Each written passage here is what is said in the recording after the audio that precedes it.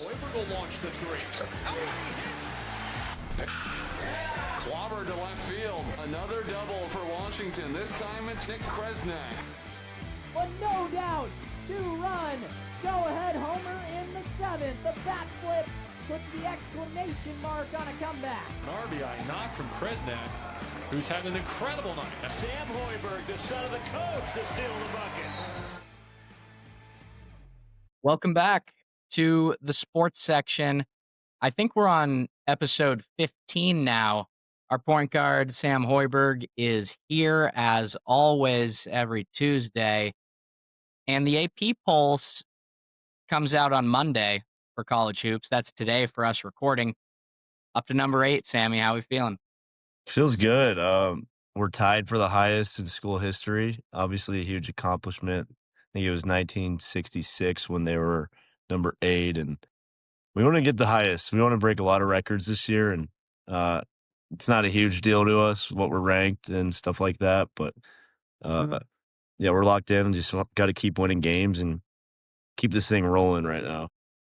Electric win on Saturday at Assembly Hall, Indiana. You guys are one of 5 undefeated teams left in America. Arizona, Iowa State, number 1 and 2. Vandy has been great this year. I want to talk about them later, and Miami, Ohio as well. But before we get to that Indiana game, I feel like we haven't really talked about this as much, but part of the main reason that Sam and I wanted to start this to begin with was because we're both trying to be broadcasters, basically. Me before you, I guess. Yours could potentially be down the line a little bit, but you got to call your first few games. You've done 2 women's games now. How'd it go? I did. I was a little bit I wasn't nervous. People kept asking me if I was nervous, like comparatively to basketball games. Is like it's not even close. Like the one reason I want to get into TV is because I am honestly, I'm a wreck before games. I've been there before, and I'm not worried about how I'm going to play and stuff, but I just put so much pressure on myself to help win games and stuff like that. And so I'm pretty anxious on games and get a lot of nerves for basketball. So when I'm done playing, I don't want to expend any nerves on the game of basketball. I want to just be on the outside looking in.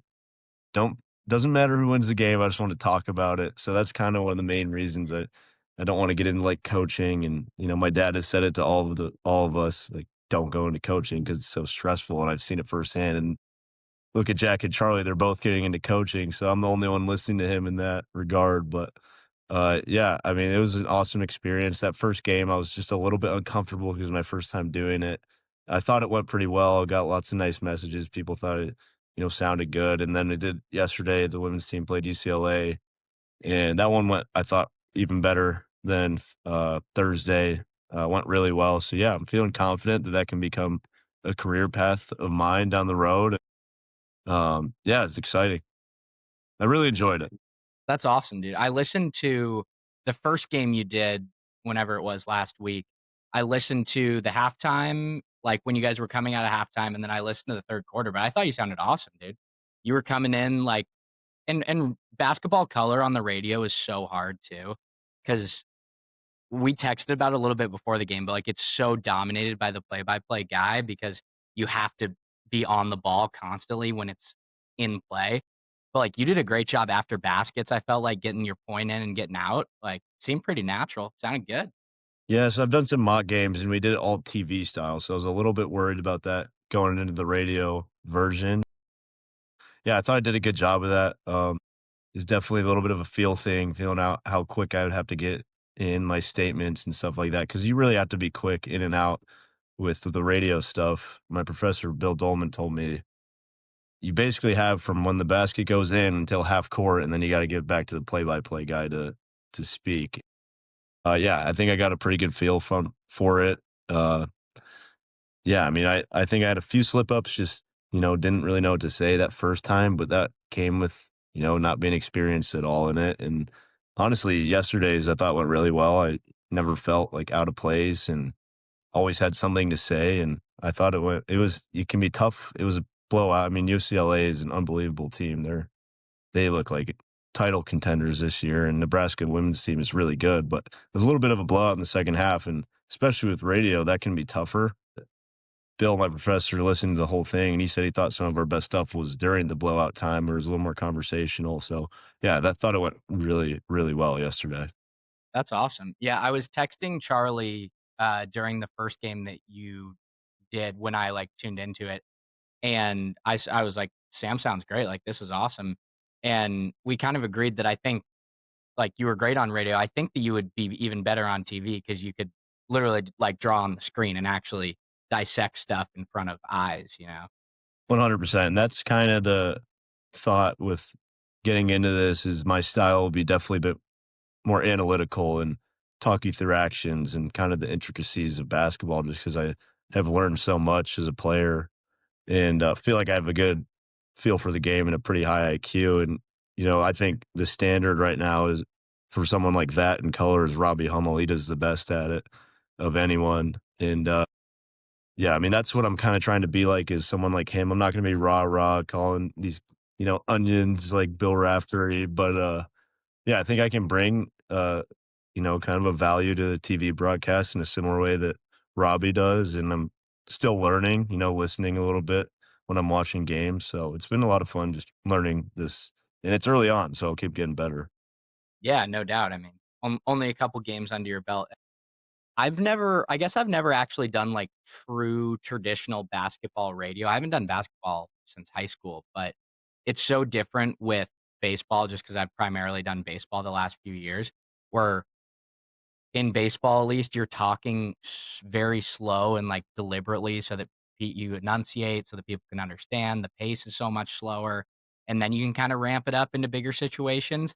But basketball is just you got to be on the ball, like it's go go go, and that's also so much with chemistry. I feel like too. Who is your partner? Is this a student radio station, by the way? It's student radio station. Justice Rhodey was the first one. And I mean, he's really, really good already. Like he's already a pro, and that was set up by design to put me with someone who was really good. And Justice did amazing, setting me up. And there was never any time where I felt like I had to step in and say something when it wasn't like natural to me. He did a great job setting me up, asking questions, and he knows the game really well. I know he was a really good player in high school and had some college interest, but had like a really bad ankle injury and couldn't play in college. But yeah, he's really good as the play-by-play guy. And Danny Berg yesterday, he did the same thing. Really good job with me. And you know, I'm sure it can be tough when you're dealing with a beginner, but I thought I held my own a bit, and they were awesome to work with. So it was great. Yeah, I recognize that Danny Berg name for some reason. There, broadcasting is a very small world, so you at least know pretty much everybody, or you've seen their work, or whatever they're posting, stuff like that. But I feel like I recognize that name. Yeah, he was great. It was my first time meeting him, and I thought our chemistry was really good, and we did have some conversational stuff. There was one time, this was really the only time I kind of messed up yesterday. But I thought he was taking it into the halftime break, and I was completely spacing out, and he was kind of leading me into saying something, and I had no clue what he said, and he kind of like looked over at me to like say something, and I was like, I I don't know, man. Like I couldn't say anything. I couldn't say I don't know what you said because we're on the call, but he kind of saved it. And then he uh he was asking me about like the some of the lower teams in the women's standings, and I straight up honest, I don't know anything about the women's basketball Big Ten standings other than what Nebraska's doing and Indiana and UCLA, the ones I had to prepare for. So I had to kind of go on the fly there, but I did a good job. I kind of related it back to when we were, on the lower end of the standings and what you have to do in those games. Yeah, there was a few moments that were just a little bit tough and I had to work through it, but it was a great experience. Nice. Well, very cool. Well, I guess before we move on to Indiana, do you have any other games this season? Where can the people listen to you? Yeah, so I only have one more women's basketball game. I'm doing it on the 28th. They play Northwestern, and then I'm potentially doing some high school games later this month. But a little break. I had two back-to-back ones, so people thought I was going to be maybe calling every single game. I'm fully locked in on playing basketball, but there's a couple more times. Well, that'll be fun. Really cool. You guys go to Bloomington on Saturday. We had kind of discussed prior to that game that you were hoping it might be a little bit more empty because of the college football playoff game the night prior. I think you said the atmosphere might have not been exactly how it usually is, but unreal comeback. Down 16 at the start of the second half. They went on a run up 9 at halftime and kind of felt like you guys were on your heels at the start of that second half and then instantly turned it around. Jamarcus Lawrence with 27. I guess, I don't know what went right in the second half.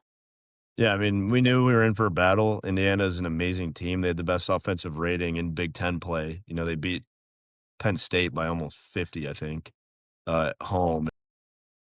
Even though it wasn't as fully packed out as it normally is, it was still plenty loud, especially when they're going on that run. And we had to face that adversity. You know, we just are so composed in those moments. No one really panicked and got the offense going, got forced them to have some turnovers that we took advantage of and, you know, just kept falling in place. And we played really, really well in that second half, which has been a common theme this season. And we're trying to start putting together, have good first halves to where we can really break the game open in the second half.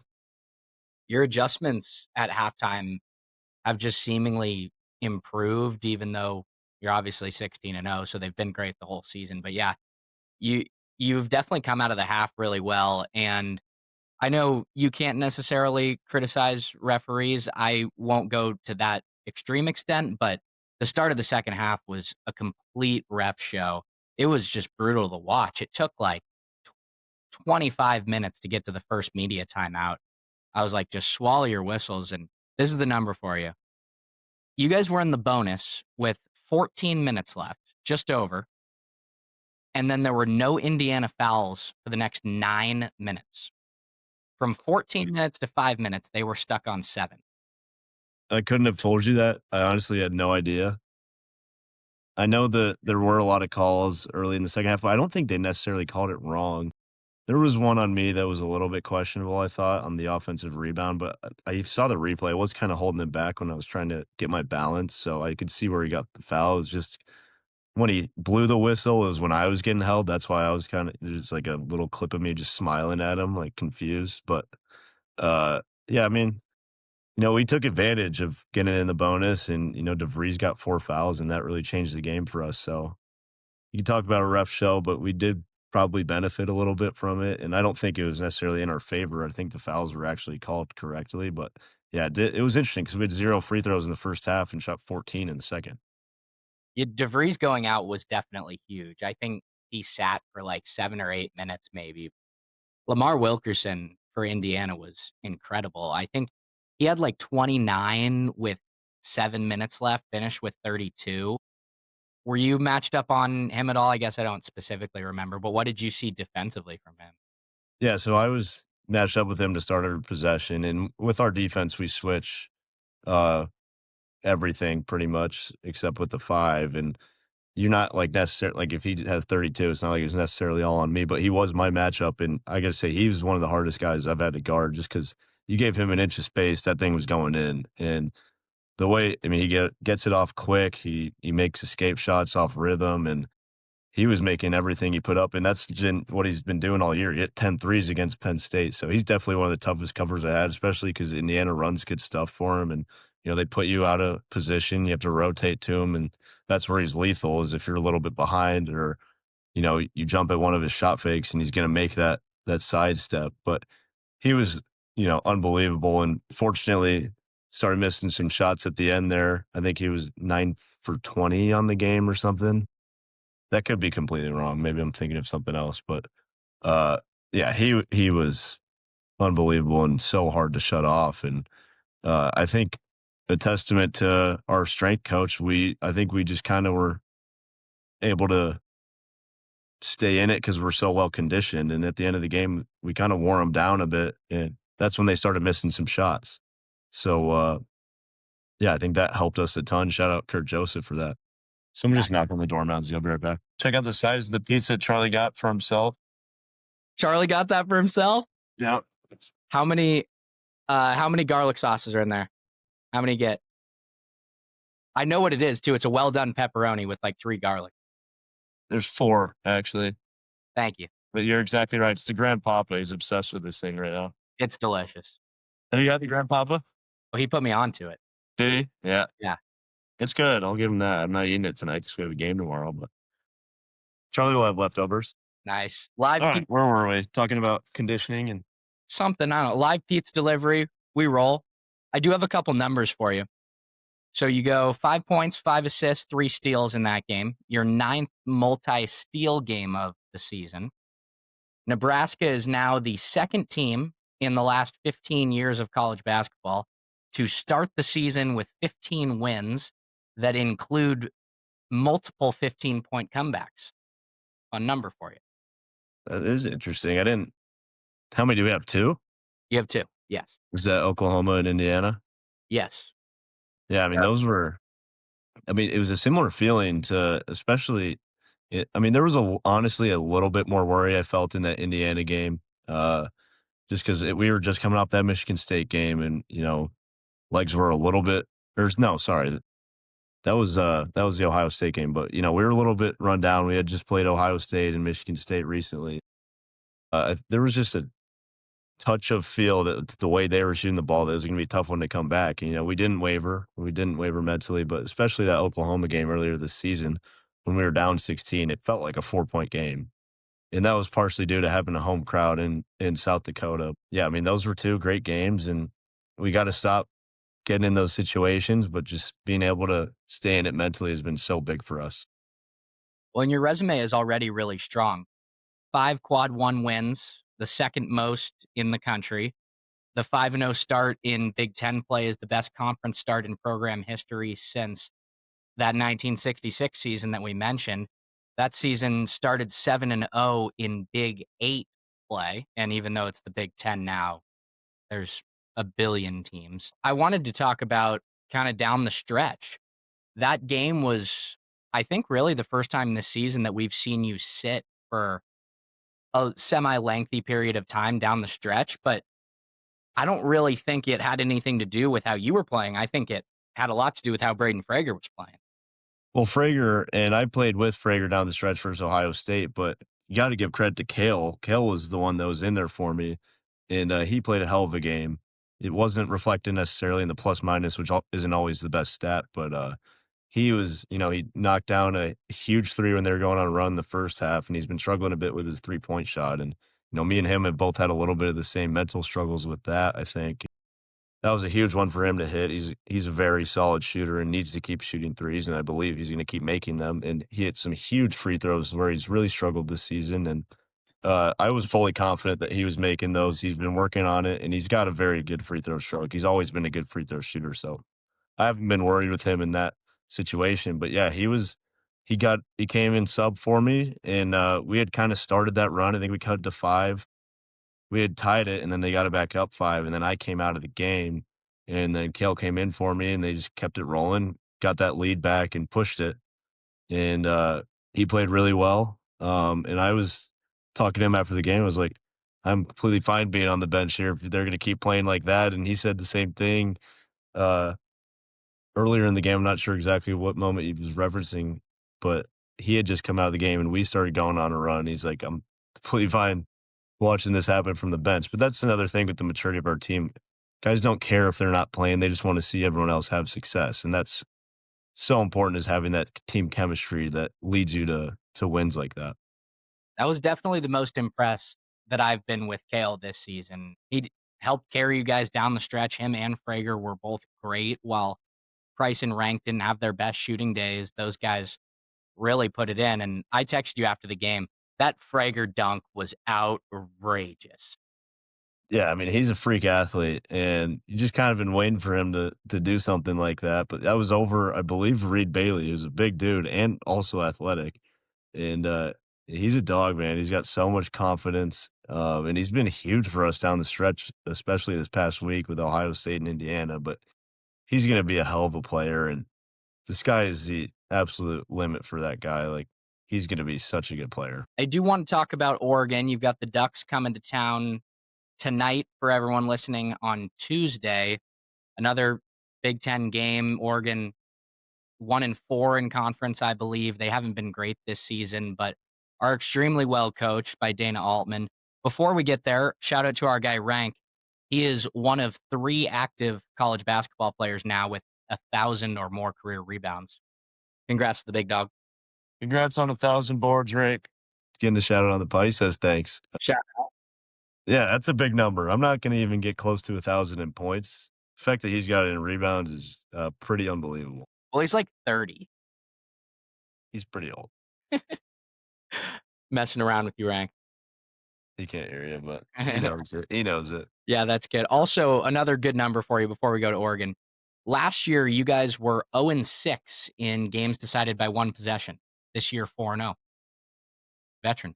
Mature. I mean, yeah, we talked about it last year. Like, that was a big reason we didn't make the tournament was we weren't winning those close games. If you turn around half of those last season, we're in the tournament, no question. Yeah, it really speaks to our team's determination on the stretch or execution. It's just been on an extremely high level.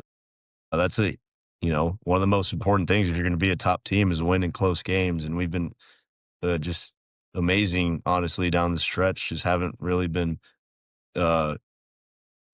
wavering with our mentality, and our execution has been a product of that.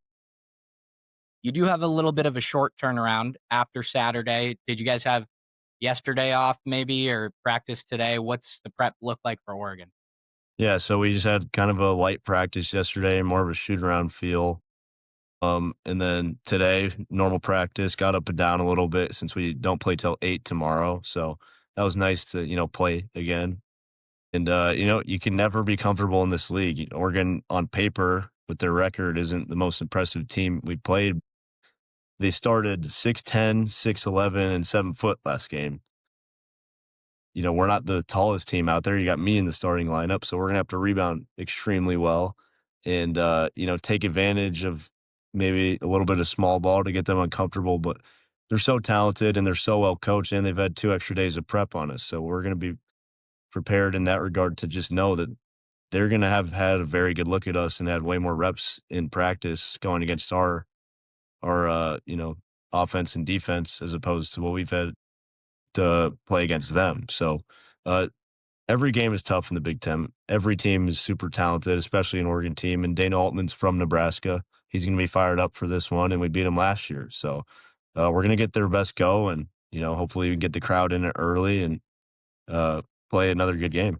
I mentioned to you before we started recording that you got to beat the Ducks for me. I think those that listen to all of our episodes know my hatred for Oregon.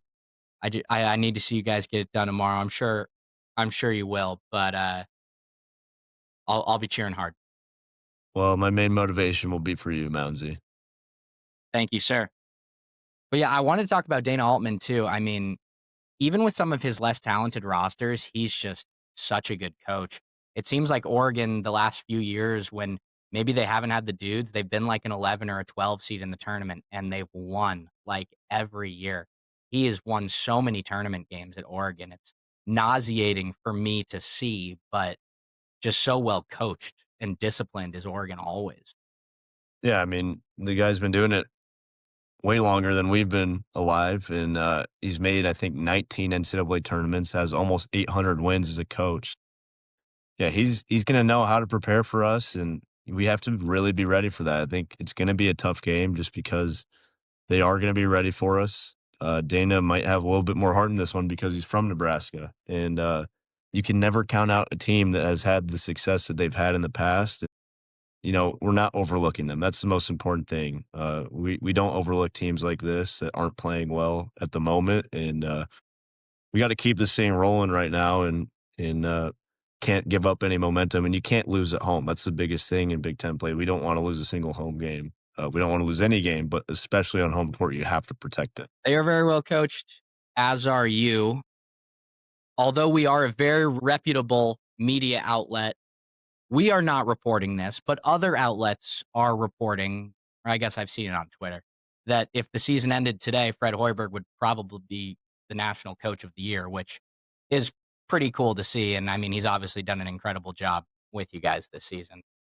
Yeah, he 100% deserves it. And I think the flack that he took for the rough first few seasons he had here was justifiable just because we were not a good team. The culture wasn't good.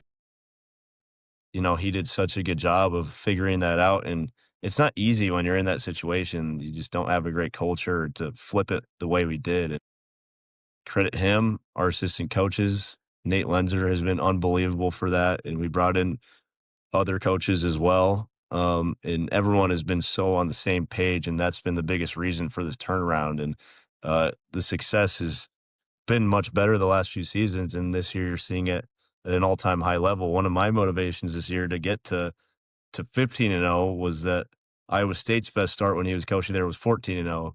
That team ended up being a 3 seed, won the Big 12 tournament, and made a Sweet 16. And George Niang, their best player, he broke his foot in the first round of the NCAA tournament. We're a little bit salty about that. Whenever a team thinks if they had a star player get hurt that they would have won it all. But we lost to UConn by 5. That was the Shabazz Napier team that won it all. And we were their closest game. So without our best player. So we do think we had a chance to win it all that year. But the fun thing for me this year is we've had a better start than them. And hopefully can finish off the season better than they did as well. I remember that Niang year when he got hurt in the tournament. That was a great tournament too. But I do remember that Iowa State team. You guys still keep in touch with George, I think, right? We do. Funny thing, he sent a Christmas message to my dad. He asked his mom for a 51 Nebraska jersey. He said, that dude is a fucking baller. Hell yeah. But yeah, George is awesome. We got to be pretty close with him growing up, and he was always awesome to us. But he's doing great things in the NBA. He's been hurt this season, but he's had a great career, and having his support is pretty cool too. Did you happen to see the TCU Kansas game this week? I did not. I saw the ending, but tell me about it. This is for our Frog fans this next minute or two. Dear Lord, you would have been embarrassed just to watch this game. Frogs played pretty well throughout the game. For some reason, TCU will have like 1 or 2 of those games a year where they'll beat a top 25 team for no reason. I think we beat Houston at home last year. I remember beating Kansas at home when I was there. And it just happens. And I texted one of my buddies before that game, and I was like, we're going to win against Kansas tonight, just so you know. Like, for no reason. This was at Kansas, correct? It was at Kansas, yes. Fog Allen. And we played pretty well. Down the stretch, wasn't great, kind of sloppy, but we're up 9 with 40 seconds left. 40 seconds left, up 9. They come down, hit a 3, cut it to 6, immediate turnover. But we had the ball for like 5. We couldn't even get the ball up the fucking court. We couldn't dribble up the fucking court. It was so embarrassing. And immediate steal, they get it and 1. Goes from 9 to 3 within like 8 seconds. And then I think they hit another 3, might have turned into a little bit of a foul game. And then with like a second left in the game, we have the ball. They make it to tie. I think they maybe made a foul shot to tie it or something. And we're inbounding under our own hoop. And I think Jamie called timeout to draw up this play.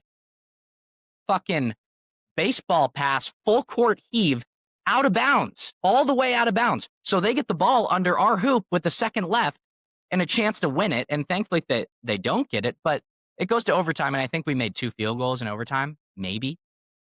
It was no chance after it once it went to overtime, it was over. But I do have a quote from after that game. I don't necessarily know if I'm allowed to use his name on the air, but I think you know who this is coming from. Our favorite Jamie Dixon supporter, big bro. And so this is the quote to the SportsCenter Instagram DM. It's been 3 hours since the end of the TCU game. I cannot sleep. I will not sleep. I dare you to find a single reason why that TCU game is not an immediately fireable offense. Up by 15 with 5 left, up 9 with 1:14 left, and lost. Jamie Dixon just proved on national TV that there is not too big of a lead for him to squander. Year 10 and there is no hope. Things are not getting better. He has never had a winning conference record in 9 years.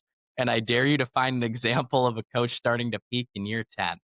I'll save you guys from the rest of it.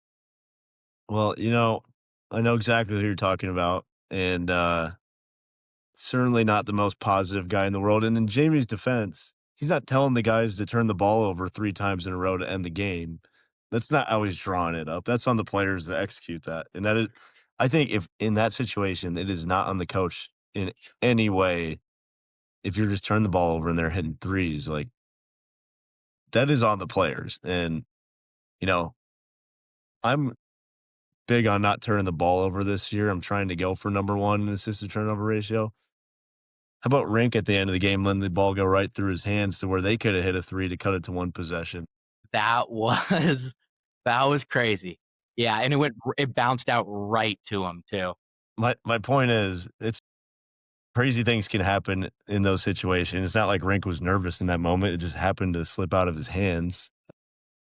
Gave me the turnover or whatever. Yeah, crazy things happen at the end of games, and especially when you're in a place like Fog Island, it just seems like magic happens. You know, unfortunately, TCU was on the other end of it. And it's not like the Frogs necessarily should have won that game going in, but it's just a game that you have to close out. And TCU's been so weird this year. Lost to Michigan by 4 at home, but also lost to New Orleans at home. And then should have beat Kansas on the road, beat Florida at a neutral site. I think they're the last team in right now as far as Lenardi has it. It's been weird. But anyway, there's a couple minutes for our Frog fans. I did want to hit on this. Part of the national attention that you guys have gotten over the last few weeks, which has been awesome to follow, massive national media outlets covering Nebraska.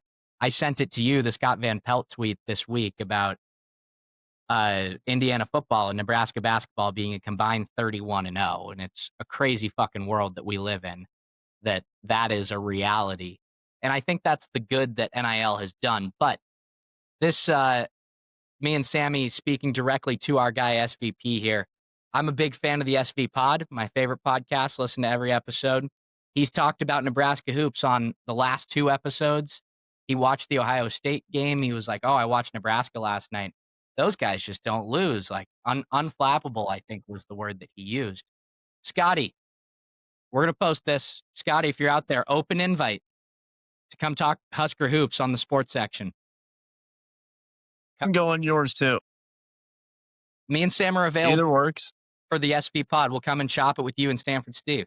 We're semi-flexible schedule-wise. Yeah, just around the Husker hoop schedule, and we'll be good. Shout out Scott. He's the man. Him and Steve are just my favorite guys in sports media. I just think they're freaking hilarious. They're awesome. But yeah, Scotty, if you need us on your pod anytime, we're available. You just let us know. You need numbers. So we got the views. Exactly. We'll get them an extra, 50. Yeah. Our last 2 episodes, by the way, on YouTube, our combined YouTube, Spotify, both over 500 views. Okay. We're doing pretty good. Those are full episodes too, Social content does a little better, but shout out the sports section fans. Should we give them like a name? We probably should. What do you got? Drop your comments here if you have any. Drop your comments if you want a fandom name or sports section listeners. Yeah. Well, if you've got any nickname suggestions for our fan base, go ahead and drop them in the comments. Do all the things while you're at it. Hit the subscribe button. I think we might have over 100 subs on YouTube. I don't know. Subscribe to the channel and raid SVP's pod. Let them know. Yeah, we're going to blow that up on Twitter. He's a huge Twitter guy. I commented on his last tweet. Let him know. Let him know we want to collab. I think we like to collab with smaller creators. Exactly. We like to help people out. So let's talk a little bit of other college hoops, I guess. The Big Ten has been awesome, but the game of the week last week, at least in the top 10, was Michigan. They go down to Wisconsin. You've seen Wisconsin this year. I watched the end of that game, but how do you think they pull off that caliber of a win? Michigan has dominated everybody all season. Yeah, with Michigan's size, you have to shoot the ball well. And it sounds like I didn't dive deep into the stats. So I watched the end of the game, but it sounds like they just didn't look afraid at all to attack their bigs in the paint. And they shot really, really well. Their freshman big, Bilauskis, hit 5 threes, which is just something that you need playing against Michigan. And, we have rank, so hopefully that can really help us when we are ended up against them. But yeah, it sounds like they shot it really well. And, you can't be intimidated going into play teams like that, especially because Michigan is known to be this team, one of the best college teams assembled. They did a great job of that. Uh, looks like they've got some things turned around in Wisconsin. We beat them by 30 about a month ago, so they definitely were not playing at their best in that moment. And, it seems like they're figuring it out a bit, and that's a huge win for them. That'll go a long way come tournament time. I did kind of want to see you and Michigan both undefeated at the end of the month. I know we're looking down the road, but I can do that as a fan. If you and Michigan were both like 20-0, 21-0 going to that game, it could have been for the number one team in America potentially. Could still be. I don't know. Yeah, that was definitely something on the back of everyone's mind. I know we were like you can't look ahead, and we haven't. We've won these games. But yeah, that would have been a really cool thing to be undefeated. But they're still gonna be ranked likely above us. And, that's a game I'm looking forward to for sure. Just one that you don't really have any pressure on you, and you can go just kind of play your heart out without a ton of expectations. And it should be a super fun game. Michigan dropped number 4 in today's AP poll. Right up there with them is Iowa State. Your dad's former Cyclones are now 16-0, same record as you guys. 14 of their 16 wins are by double digits this year. That's the second most in the nation, tied with Gonzaga. High Point actually leads the nation in 10-point victories. They have 15. But you guys don't have to play Iowa State in the regular season. I would imagine that is it has its good and its bad, I guess, because you could pick up another quad one victory there. But that's my issue with conference size now that there's only 4 power conferences. We're calling it the Big Ten. We're worried about divisions and quad one. We can't even fucking count. There's like 30 teams in your league. Yeah, I don't know why it's even called the Big Ten anymore. I feel like they can come up with a new name or something since we have 18 teams.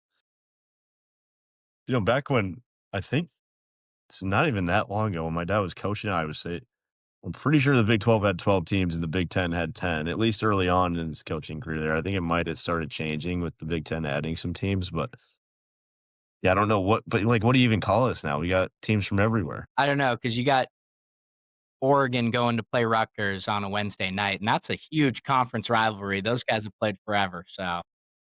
Yeah, no, that one was real heated.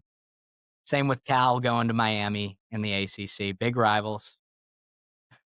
That's the weirdest thing for me when I was watching Louisville play against Stanford in a conference game. Like, it just makes no sense to me, but it's the way it is. There's still good, it's still good sports being played. That's the main thing that drives college sports. It's weird now. There's less of that rivalry feeling, which kind of sucks, but the product is still there, and that's the most important thing. Another undefeated team is Vanderbilt. They are extremely impressive. I've seen them a couple times this year. Have you watched them play at all this year?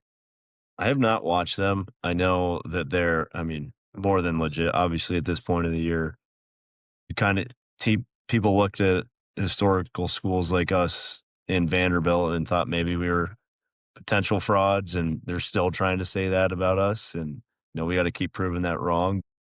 Yeah, Vandy's certainly washed away those, those messages, and their metrics align too. And ours are not quite as good just because we played really poorly in our bye games, unfortunately. But yeah, they've been unbelievable. I know they have a sub 6 foot, around 6 foot guard, and Tyler Tanner, who's a freshman and is on draft boards, which is extremely impressive. And yeah, just an amazing job of what they've done. I was just about to mention Tyler Tanner. Their backcourt has been phenomenal this year.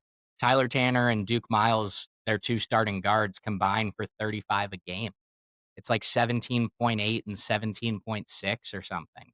Those guys, and they do a really good job facilitating the ball. They're well coached, but their ball movement is just really impressive. They get it to the wing, they get it into the high post and down to the block. They run really good sets, and their guards just play so well off of each other that it kind of opens up that inside out scoring. And Vandy is really, really legit. They have a little bit of a test. They come here to Austin on Wednesday to play Texas, who has not been great under Sean Miller in his first year, but should still be a test for Vandy. I might end up going to that game. We'll see. Yeah, you got to look at Mark Byington probably 1 and 2 with my dad as, national coach of the year and what he's done. And yeah, you just don't think of Vanderbilt as a basketball school, and what they've been able to do has been just insanely impressive. They probably have the best all-around athletic department this year in college sports when it comes to football, basketball, baseball, the big 3. Their baseball team was the number 1 overall seed in the tournament last year. Football almost made the playoff. I think they finished the season 14, and then basketball's in the top 10.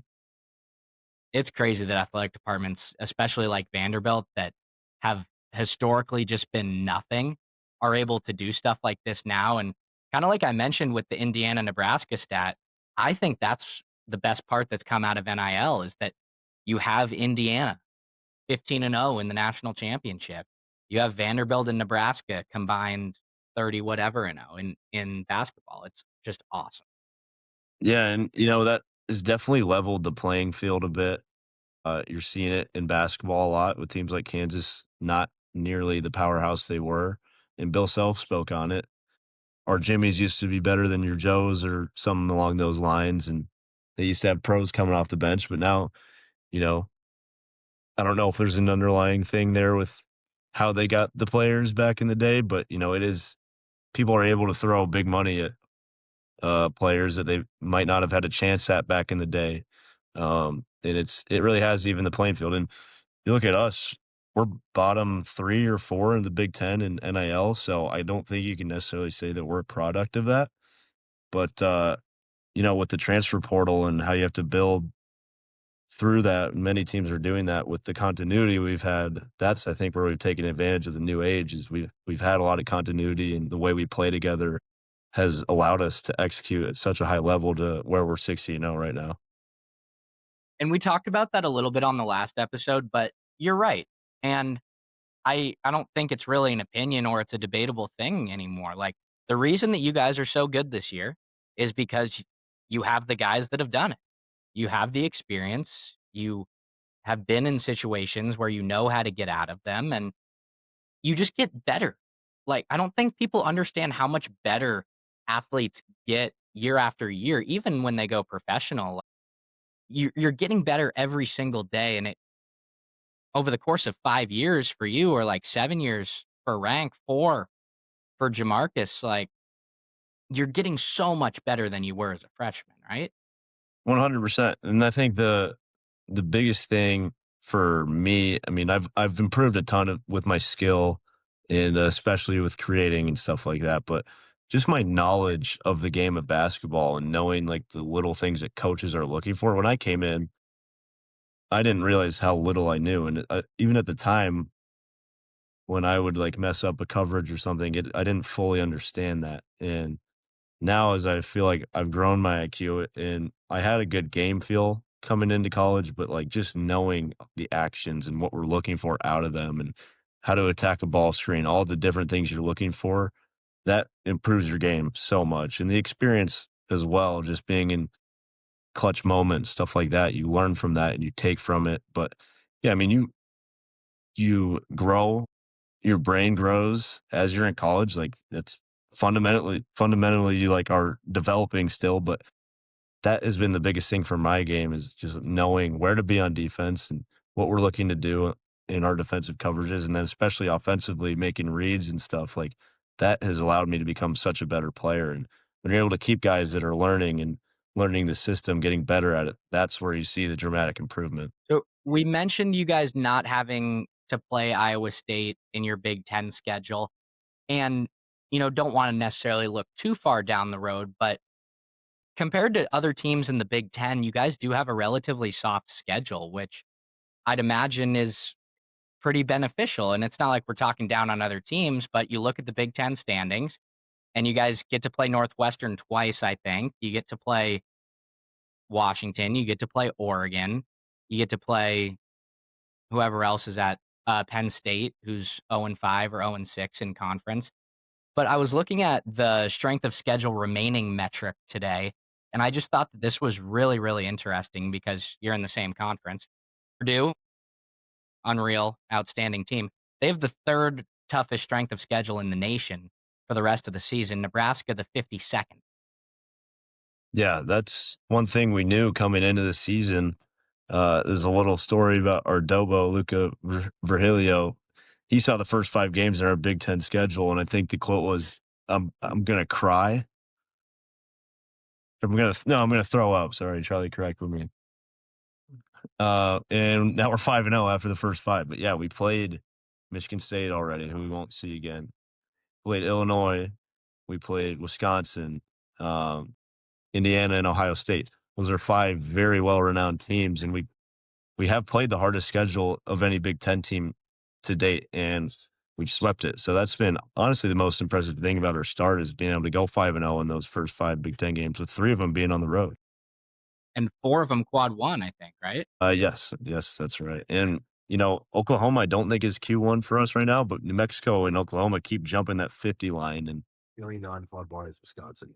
yeah, so the only non-quad one in the Big Ten is Wisconsin, and they're jumping up. They're about 11 away from being a quad 1.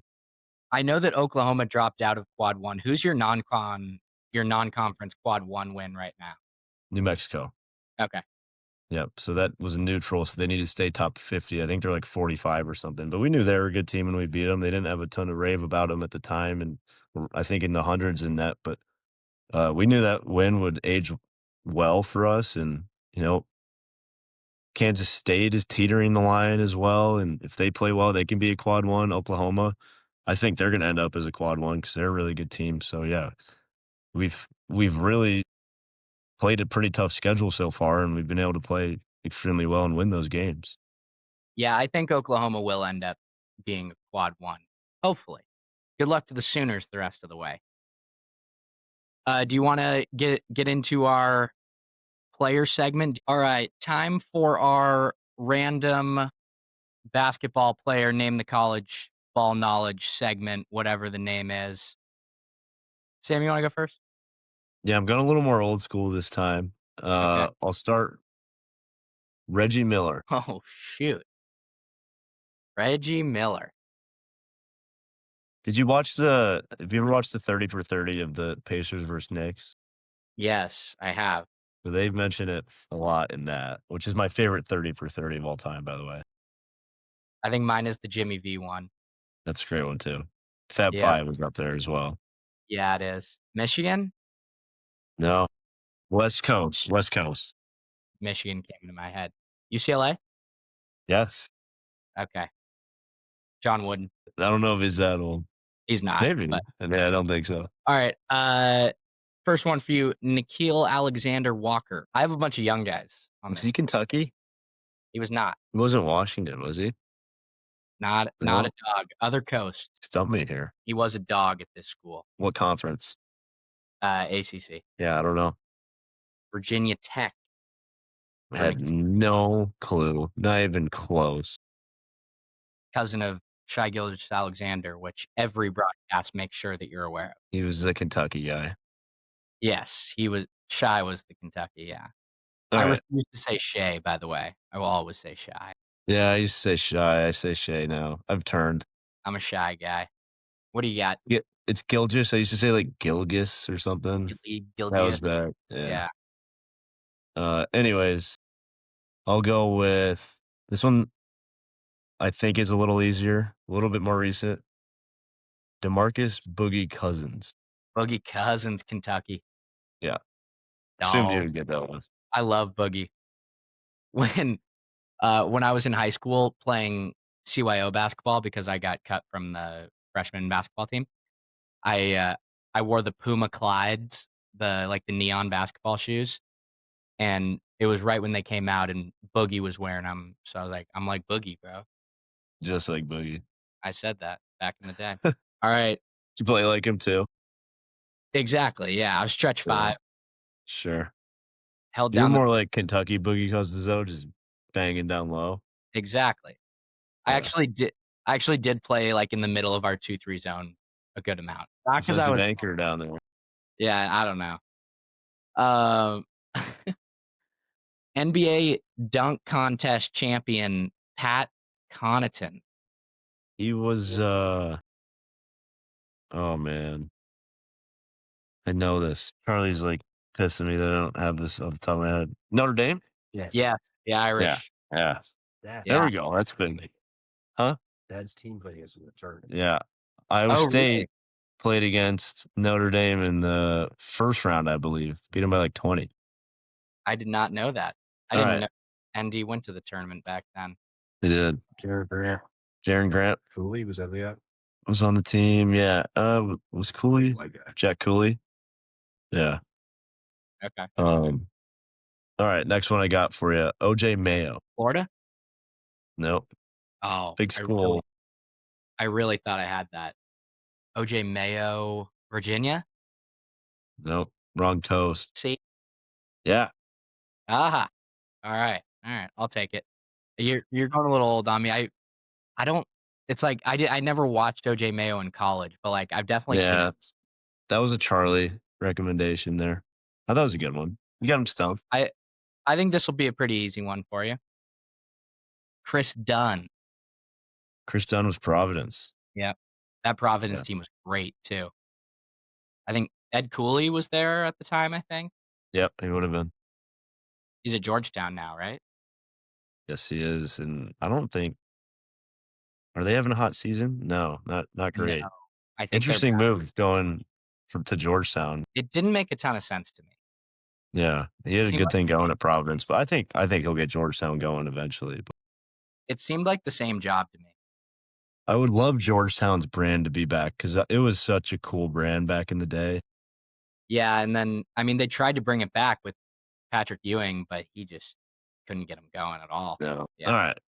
To the next one. Hold on. Okay, I'm going older again. This one has a little bit of relevancy though because he called our Ohio State game as the color guy, Steve Smith. Yeah, I saw him on the broadcast there. I have no idea. Okay, I'll give you this Big Ten. And this other hint's too much. I'll give it to you later. Illinois? No, Minnesota? no.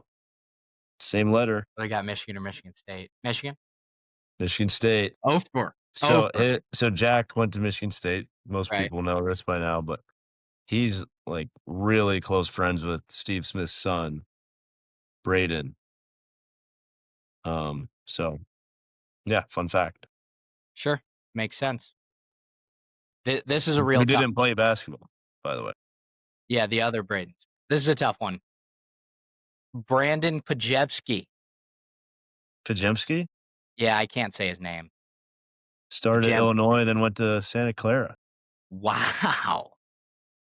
Why do you know that? First off, was on the same court as him. We played against Illinois when he was not playing much for them. That was my first year. And we have some history with Pajemski. We played him in AAU 2 times. Yeah, at least twice.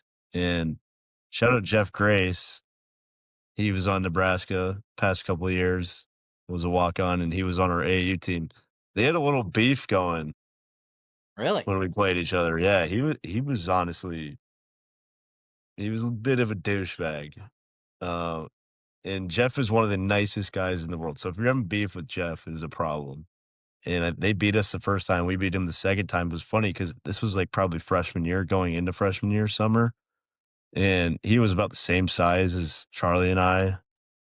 Was a solid player, but nothing special. Like he was good, probably around the same level as us. Grew to 6'6", and all of a sudden I saw he was averaging like 38 points a game in high school at Kentucky offers, and ended up going to Illinois and then killing it at Santa Clara. But yeah, not so tough for me there. I thought I was going to get you there. He had a great year last year for the Warriors too. Okay. Last one here. Brooke Lopez played with his brother. Brooke and Robin, I feel like they went to Florida. No. I can like see them in their college basketball uniform. I saw Robin Lopez actually at a Mariners playoff game this year in the fall. Well, okay, that's going to help with the geographical location. He was with Spencer Hawes. Okay. Spencer, big dude.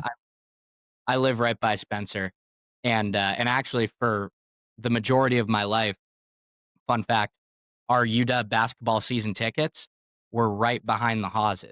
So Spencer sat right in front of me. 7-footer. That's awesome. I'm sure that was great. But he's a great dude. UW legend. Well, yeah, so Oregon State, No, not it's Oregon, not. right? It's not the exact. It's a Pacific Northwest. So I'll give you that, but not like I don't know. That's maybe I'm throwing you off here though. You might be. Like Boise State. No, they're in the ACC now.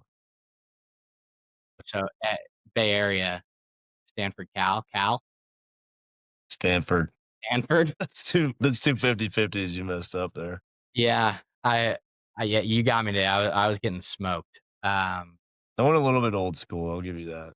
Hey, that's okay. That's okay. I got to be better. I'll study up for next time. I'll give you one more. I feel like you should probably get this. Kevin Herter. He was Maryland. Yep. There you go. You have a tougher one on there? Come on, I want to be tested for this last one. I've got Sam Merrill Utah State.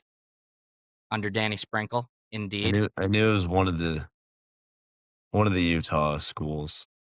I think that he was the Mountain West Player of the Year Yeah, he can play, man. 2 years ago, maybe. I think he was when they knocked TCU out of the tournament. It was like an 8-9 first-round game. And I want to say Sam Merrill might have had like 30 on. Yeah, he's a hell of a shooter. What about Eric Gordon? Ohio State. Close. Close? Eric Gordon. I just had a lecture written down. Close. You're in the right conference. Oh, Indiana. Yeah. Yeah. This is one of the red Big Ten teams. Yep. There you go. Just so everybody knows, we were supposed to have our guy John King on to give his fantasy football victory speech as advertised. We're going to have him on soon. Couldn't make it today. Busy day with TCU football. Shout out. But we'll have him on soon. You guys have Oregon tomorrow, or I guess tonight for everybody listening on Tuesday. We got anything else? I think we about said it all. It's going to be a fun week again. 2 more Big Ten games. No relaxing at this time of the year, but hopefully we can tally on 2 more wins. I'm excited to watch, man. It's just been really cool to be somewhat along for the ride with you guys. Like, such a cool experience, once in a lifetime type of thing that nobody really foresaw before the season started. So it's cool to get to talk to you about it every week. Congrats on all the success. If you got to this point in the episode, make sure to go on our socials, tag SVP in those videos, because we're going to go on the SV pod, I think, here soon, probably once, and that'll be when we really land on the moon. Or he lands on the moon. Depends how you look at it. Yeah, he'll come on ours, and then we'll go on his, because we'll be friends. Sure. Good boy. All right. Like, comment, subscribe, rate us if that's a thing. I don't really know how it all works, honestly, but give us the 5 stars. We got our first YouTube dislike on our last episode. Oh, I think we had 20 likes, 1 dislike. must have been Indiana or Ohio State. I get messages occasionally. People don't like me sometimes, but that's all right. Maybe they're going through everything about me. It's probably me. Mounsey, I don't think it's you. Hey, that's okay. But it's all right. Hey, I'm part of the Husker faithful. Let's go.